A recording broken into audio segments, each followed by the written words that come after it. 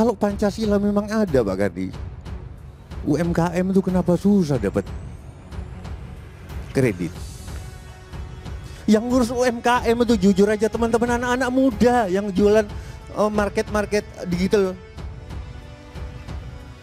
Sekarang malah anak-anak muda itu bilang ketika UMKM jangan cuma bikin baju sama sepatu. Anak-anak muda yang ngomong, modalin dong Pak, jangan cuma ngomong. Mana Pancasilanya? Terus begitu Pancasila ini, itu kan sama dengan kitab suci. Secara umum kalau disurvei kitab yang jarang kita baca. Orang lebih membaca bagaimana mengenang mantan, bagaimana cara kaya mencapai Bill Gates.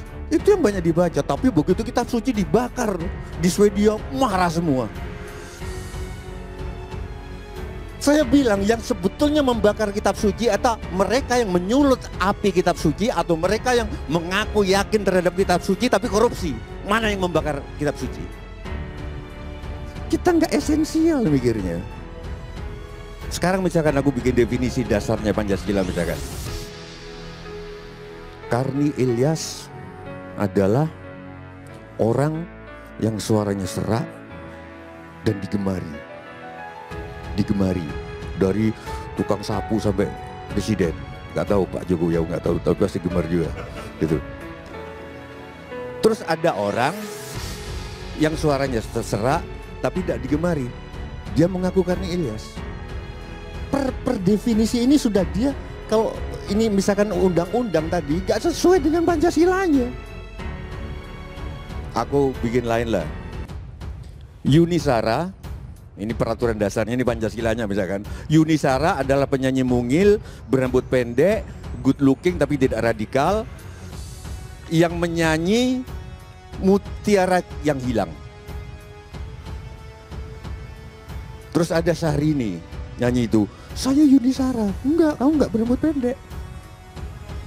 Luna Maya juga ngaku Yuni Shara. Semua ngaku Yuni Shara. Begitu aku tegaskan Yuni Shara itu yang mungil, semua marah.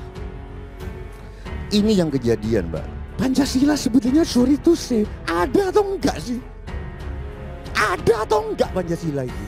Kalau ada, dasar Pancasila adalah Bhinneka Tunggal Ika. Kalau Bhinneka Tunggal Ika berarti bukan cuma mengakui ada Dayak, Kaharingan, ada suku-suku, ada provinsi-provinsi, tetapi Bhinneka Tunggal Ika per definisi pengetahuan saya yang goblok ini juga mengakui ada berbagai cara untuk mendekati rakyat. Nggak bisa mendekati UMKM sama dengan mendekati pengusaha gede. Harus statnya harus dibikin lebih maju. Itu Bhinneka Tunggal Ika. Mana Pancasilanya?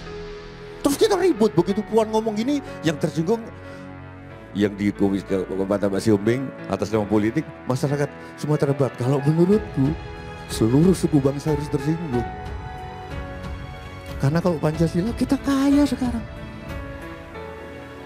Jadi gitu Pak. Saya itu anti gak percaya perguruan tinggi Pak Kani. Saya kuliah di dua, ya Pak Kani tahu. Dua-duanya saya tinggal.